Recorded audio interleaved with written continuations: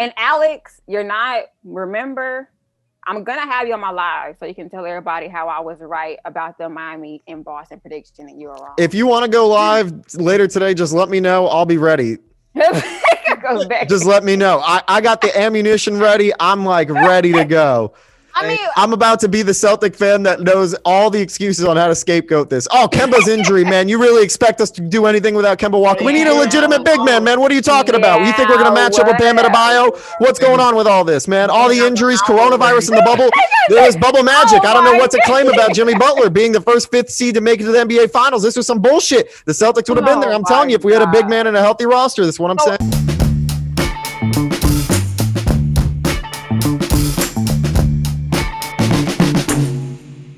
Yo, what's up, man? Mike Kell, the PG here. It's Don't At Me, baby. We are here. We are live, and it's about to get lit. But, Himes, what's up, man? Oh, we're back, people, live from the studios in Beverly Hills over Zoom. It is Don't At Me, baby. As usual, before we get started, like and subscribe to Alex Himes. And also check us out on all socials at HimesLA and at Mike Kell, the PG. And today, we've got a special guest coming into the program for us. So, Mike Kell, take it away.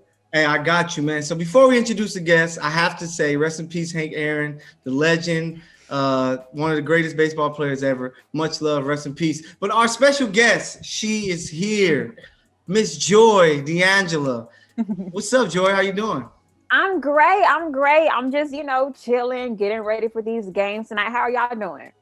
Doing pretty good. Hey, so if you guys haven't followed Joy yet, y'all need to do it right now. Joy, let everybody know the social media tags so they can follow you and see all the great things that you have done and continue to do. Well, my Instagram is Joy D'Angelo. My Twitter is Joy D'Angelo. I just made that a few months ago, and my YouTube is Joy D'Angelo. So everything is Joy D'Angelo. Hey, there we go. Keep using the name, keeping it original. I love it. So, man, tell us, what have you been up to, man? We appreciate you being on the show. I've been up to, a lot, trying to maneuver around, these different games. Some are getting postponed, some are not. So it's kind of hard to keep track of everything just because of everything's getting postponed. But other than that, like, everything's good. The podcast is going good. Content's going good. My page is growing. So I can't really complain. What's new with the podcast in particular? Well, we added a new face for our podcast. Me and B-Dot did. His name is the Kid Gowie. That's my best friend. Yeah, there we go. Yeah, that's my best friend. And so we were originally gonna start our own, and I was gonna have two. But then we were like, you know what? We all know each other. Why don't we just add Gowie along? And we already got the foundation and stuff. So I was like, you know what? Let's just do it. And so we're on to episode 3, I think, and everything is going well. He adds a really, really good comedy feel to it, so it's dope. No, yeah, the Kid Gowie is dope. I love his work. Yeah. So, hey, make sure y'all check out Joy. She's doing a lot of great things. I know I'll be tapping in, so I already knew that he was a part of the show, and I love the blend of you three together. So, hey, let's get this thing started, man. What are we talking about first? Oh, man. All right. So we got to touch on the fact that we know that your favorite player is Russ. We already know. We've had this discussion before. So you know what's coming, and that is Russ is on the Wizards. He joined them earlier this season in a trade for John Wall. And now the Wizards have the pairing of Brad Beal and Russ, but they're currently sitting at 3-8 in the East, number 14th. And I got to tell you, it's looking rough out there. So what do you think is going on with Russ and the Wizards? And how do you feel about how things are going in Washington? I think, believe it or not, I think that this is Russ's most talented roster he's had since Kevin Durant's left. I think this is his best fit as far as the talent goes and as far as the team is set up. I think it's his best fit. Like, the guys on Washington are extremely talented, like Hashimura, Bradley Beal, who's one of the best scorers in the league. And he was, I feel like, before their game started to get postponed, he could have went for a scoring title because he was putting up crazy numbers. Thomas Bryant, who's a 6'10" center, but can shoot like crazy from 3. I've seen him shoot 100% from 3, go 6 for 6 from 3 at 6'10". He's a good defensive player when he wants to be. And I feel like there's a lot of untapped potential on that team.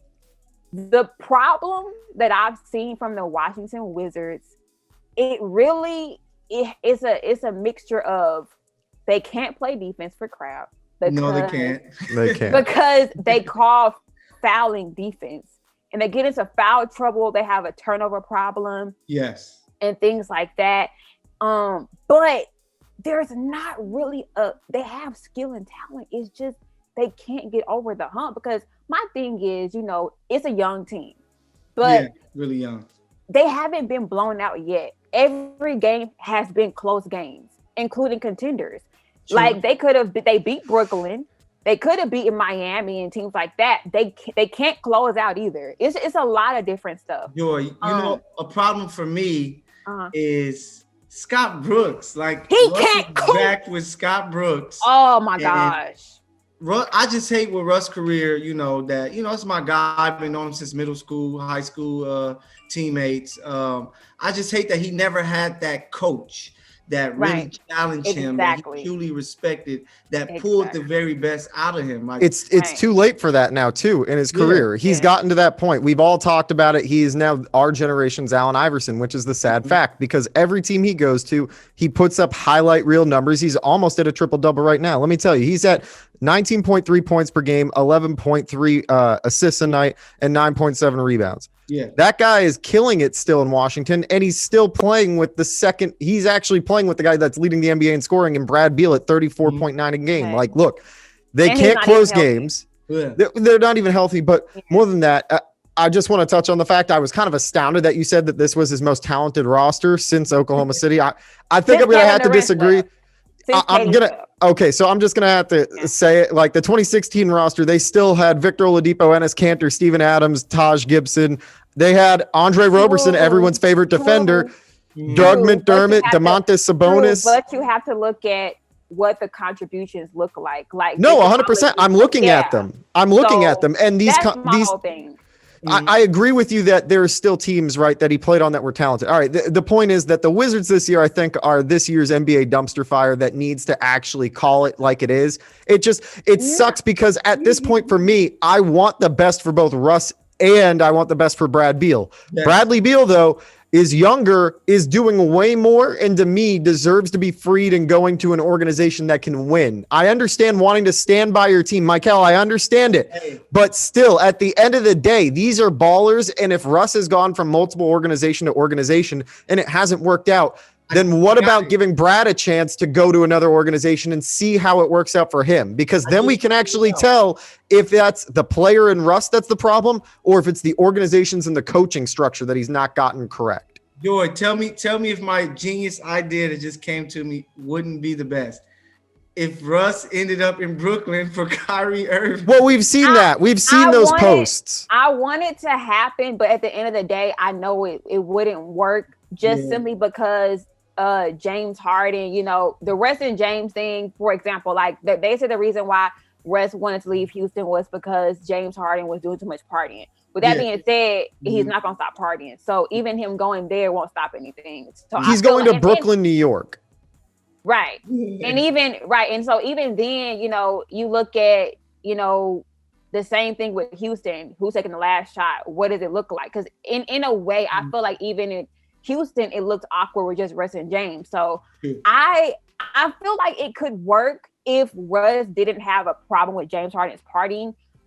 This is what I'm gonna say. And a lot of people think that Russ hasn't changed his style of play in a way, and he has. For example, he doesn't attack the rim as much as he used to. He's just shooting straight up jumpers now. He's not really driving anymore. He's just just shooting jumpers. And what I will say, but he has improved from three. And a lot of people don't talk about that. Like he's improved from three, and not dramatically where you can see on the stat sheet, but he has improved from three. He's improved from three, but then he also gave up that offensive side of the game that made his dimensional basketball that much bigger to help out his teammates. So I'm about to get into why he changed his style of play. I do want you to know though that for James Harden's issue also in Brooklyn, I just want to bring this up so you know. The reason why it's not going to work is because there are 20 strip clubs, and I just counted them in the Brooklyn tri-state area. I'm currently looking at it, so you know exactly what I'm talking about. I am not crazy. Here it is. This is exactly what I was talking about. You have a dead-on map. That's what I was doing, searching for. Hey, you think the distraction level is going to go down for James in Brooklyn? Hell no. That doesn't mean he's not going to play well. He has Kyrie and Kevin Durant. But when it comes to Russ, I think Russ's problem, and I don't know about the coaching he dealt with, that they wouldn't switch him to the off the ball. I think he should be off the ball where he can post up these smaller point guards. I think that will help him to where he's closer to the rim. He doesn't have to shoot as many threes, which has been a problem for his entire career. I just think that coaching has to be fixed. But Joy, I want to ask you this thing. Well, wait, Joy, what did you think about that? Well, I agree with the whole James Harden strip club thing. Like I said, I don't think it would work because of that. But what I will say, I feel like a lot of people aren't realizing back in OKC, he's always had Steven Adams. And I went back and I looked at a lot of Russ's scoring and, a lot of film, and a lot of those possessions or a lot of those, different plays where Russ was scoring, where he was speeding past people, getting to the paint. Steven Adams was there blocking people and holding them back. He hasn't had that since he's left. So, like I said, when you take somebody that vital away from his game, you have to shoot more jumpers because the lanes aren't open like they used to be. Thomas Bryant is not Steven Adams. Clint Capella wasn't Steven Adams. Yep. Everybody's saying Jimmy Butler. Jimmy Butler said he was like, Steven Adams is one of the strongest guys I've ever. That dude's strong. Yeah. It's not a tale. Like, the man is super, super, super strong. And the thing is, in Houston, he had Clint Capella. They need the lanes open. Clint Capella ain't him. They had to trade him. So he can same thing with the Wizards. But the thing with the Wizards is a lot of this coaching because Thomas Bryant can stretch the floor. So they can get those lanes open for Russ. Yeah, he's a three-point shooter. He is a three-point shooter and a guy that can space the floor. So I feel like people are failing to realize, how vital Steven Adams was to Russ. And in a way, he kind of crippled him because when you have Steven Adams, why do I need to shoot threes for? Like, why would I need to work on my game if he's gonna be here? He's gonna be there to get me my lane. So I feel like a lot of people don't realize that, and I think that's one of the main reasons why he still hasn't changed his game to this day yet, because of that. Okay. Well, I mean, Russ has definitely not changed his game, but Michael, you know who has changed his game up? Talk to me. Mr. Collin Sexton coming in hot from Cleveland. Michael, what do you think about this man? Hey, Sexton, speaking of Russ, we call him Young Bull, Collin Sexton, for a reason. He's like a baby Russ. Dude, man, the defensive video of him, like, like him in the summer league with the ball fist. He's just just like, he attacks the basket. He reminds me a lot of Russ, like with his game and that big performance, scoring 42 against the Nets is just letting people know, they're 7-8, surprising a lot of people. Sexland, what they're calling it, with him and Garland. I can't. Which is the craziest. I said the same thing yesterday. I'm like, bruh, really? Come on. You couldn't have been more creative. And out of all places, Cleveland. Come on, man. You could have said Gaxton. Garland and Sexton. Literally, it's easy. Gaxton. Come on. It's crazy. But, yeah, I like his game. He's a hooper. I've been hearing about him for a while. One of my high school players that I coached, who's over at Northridge, that's been his favorite player for a minute. He's been like, watch him, coach, watch him. And, hey, he's proven him right. So, Joy, what's your thought on Collin Sexton's game? I love Collin Sexton. I've been following him since he got drafted a few years ago. And one of the main reasons why I've been following him is because they used to call him Russ 2.0 in draft night. That's what they called him. And I can tell why the comparisons come. And even then, he said that Russell Westbrook, he watched him in order to prepare for the NBA. He said he watched a lot of Russ. So it makes sense, why his games kind of mirror their games kind of mirror each other.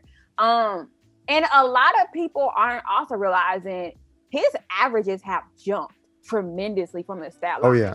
Like, I think he was averaging around 45 to 47% last year. He's averaging like 53% from the field this year. He's averaging like 50% from three, I think. And he's averaging 7 more points. So he's going crazy. Me personally, I feel like it's too it's too soon to say, but I'm hoping they make the playoffs. I don't know what's gonna happen because we all know how teams like Cleveland and the Hawks start off and they kind of fall back once the season goes along. But I do know they got Taurean Prince and they got Jared Allen and Andre Drummond. They got more players, so hopefully they're a new team. But Collin Sexton has really, really impressed me this year. Yeah, big time. So Himes, what's your take on the young bull, man? He's balling right now. They will be in the playoffs.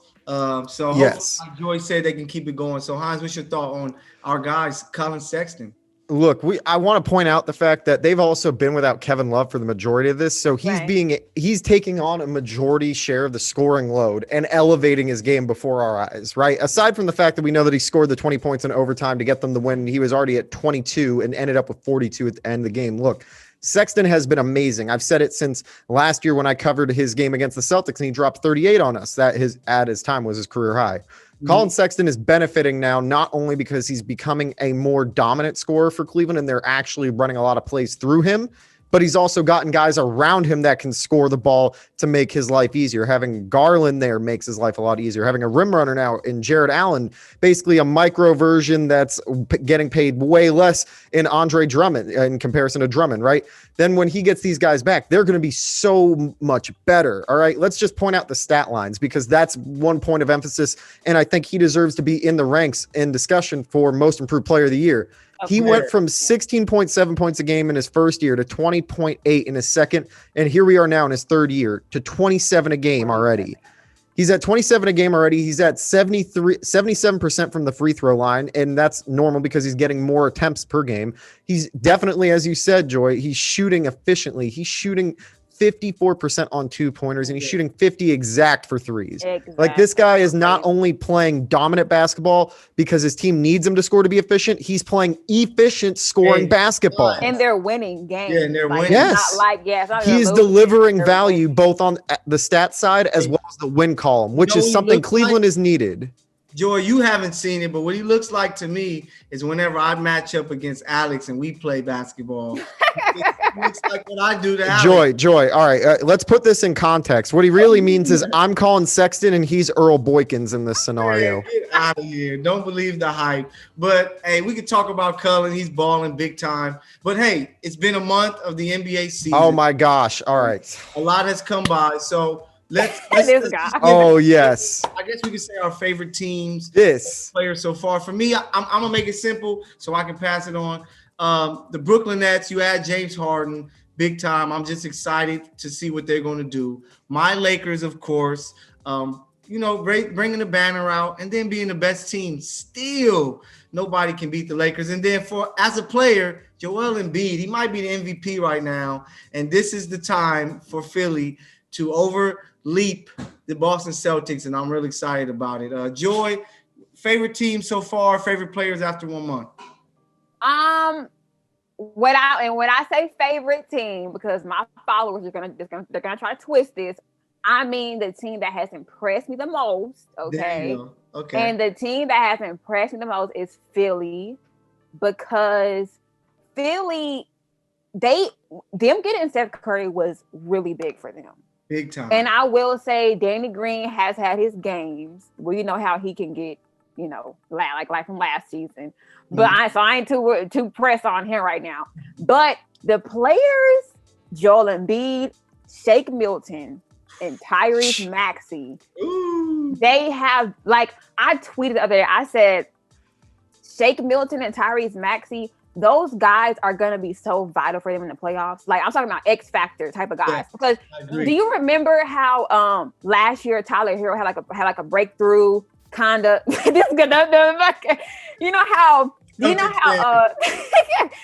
Tyler Hero had like a breakthrough year in the playoffs last season? Everybody kind of, I see Shake or Tyrese doing that this year. For Philly. I agree. Is there any one player other than Embiid that stands out to you so far? From a different team? Yeah, from a different team. Hey, I'm sorry, it's my guy, but you can't say Russ because No. Listen, I'm trying to put my bias aside. Thomas Bryant. Okay. Thomas Bryant has looked really good before the injury, but I will say his turnovers and before, I don't know why I'm saying this because I hate Robert Lopez. I want to let you know that I hate him. Why? He fights the mascots. That's the best. He has so many. Anyways, Thomas Bryant, he's impressed me. But I feel like there's one more. I feel like it's Shake Milton. I mean, Shake Milton has looked so. Tyrese and Shake, like they look so good this season, and I feel like they don't get a lot of. Oh, I like LaMelo Ball too. He's starting to look really, really good as well. Rookie of the year. Yeah. 6-man rookie of the year. Ooh.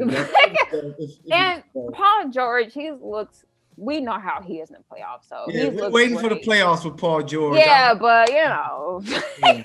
So all right. How about you, man? Favorite teams, favorite players so far with 1 month in of the NBA season. Mike, what you think?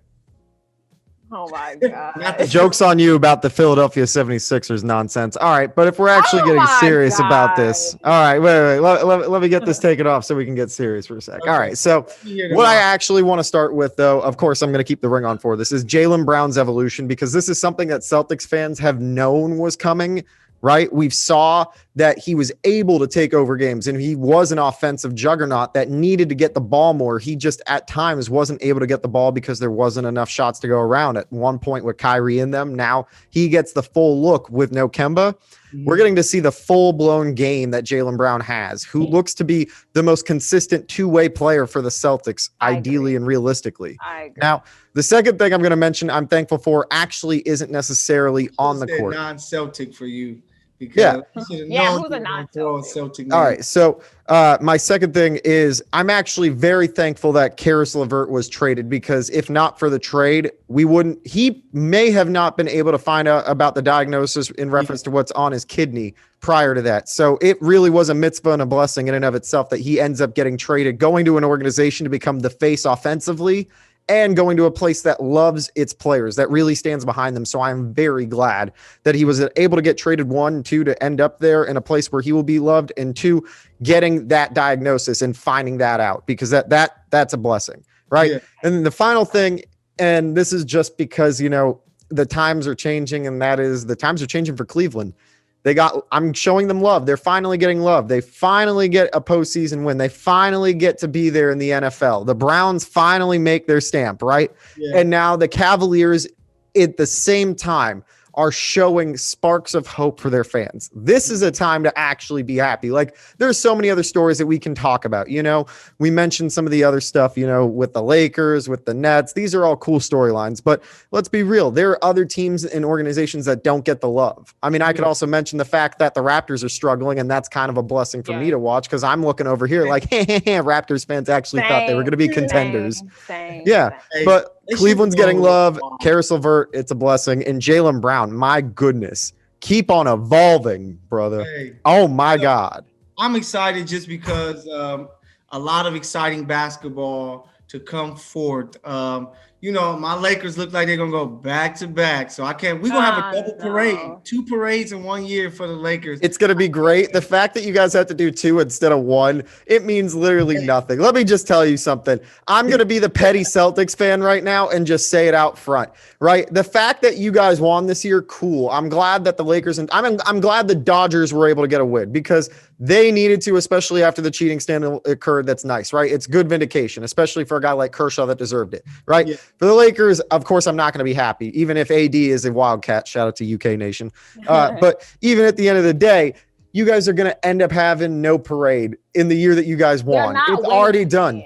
But it doesn't matter. You guys don't get a parade this year. It's going to be forgotten. You guys can have a parade in a year or 2, but it won't matter because it's from 2 years ago. People will be thinking about everything else. You think anyone really cared about the Chiefs winning this year in a parade? No, they didn't. Yes, they didn't. Well, maybe more than other teams because it's the Kansas City Chiefs and they deserved it, and also because of Patrick Mahomes. But let's be real. It doesn't matter, Laker Nation. Your title. Congratulations. You don't get to celebrate it. I'm going to be the petty Celtics fan, even though you guys are probably going to have another 2 years of decent games and winning. God damn it. I hate this. I hate that I have to be petty and realize the reality that the Lakers are going to still be good. And I'm going to be sitting here going like, God damn it. Really? Like, I have to listen to this. I live in it. That's the issue. I live in LA. So Joy, we thank you so much for joining us on this episode of Don't At Me with Michael and Alex. Once again, let the people know where to find you. But before we get there, we got to do this. 1, 2, 3.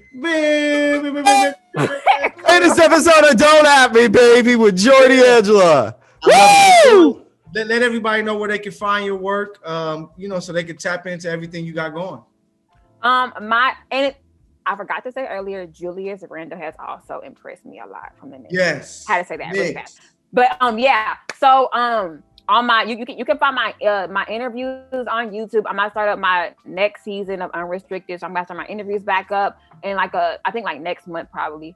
And then you can find all my content, my reels, everything on my Instagram page at Joy D'Angelo. YouTube is Joy D'Angelo, and my Twitter is Joy D'Angelo, and I'm slowly growing on there, but it's gonna get there. So yeah, Joy D'Angelo everywhere, ladies and gentlemen. You heard it straight from the source. Yep. Hey, so we're gonna have to run this back with Joy later in the season when the Lakers have more wins or closer to. Oh no!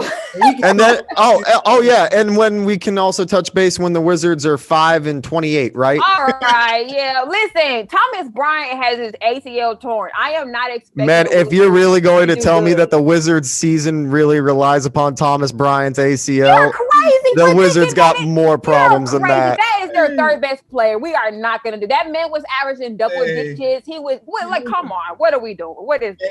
Hey, but I gotta say this, Joy. I really respect the love you have for the broski, Russ. Yeah, losing your Olympian alum. So I love it. But yeah, Wizards aren't winning. So no, they're not. I never said they were. Damn, you heard the microphone went out just to tell you how impactful she was getting ready to blow up on that. I never said they were winning. All I said was they're talented because people think they're so trash. They're talented. I don't think they're good. I think they're talented. Okay, that's a great word for saying they have some good players. I love it. So Himes, get us out of here. Oh my God. As usual, ladies and gentlemen, please like and subscribe and also leave us a comment down below about what you love from this week's episode of Don't At Me. Also check us out on all streaming networks. We are available there as a podcast. And as usual, don't forget to check us out on social media at HimesLA and at Michael the PG. You know what time it is, people. We'll catch you next week. Peace.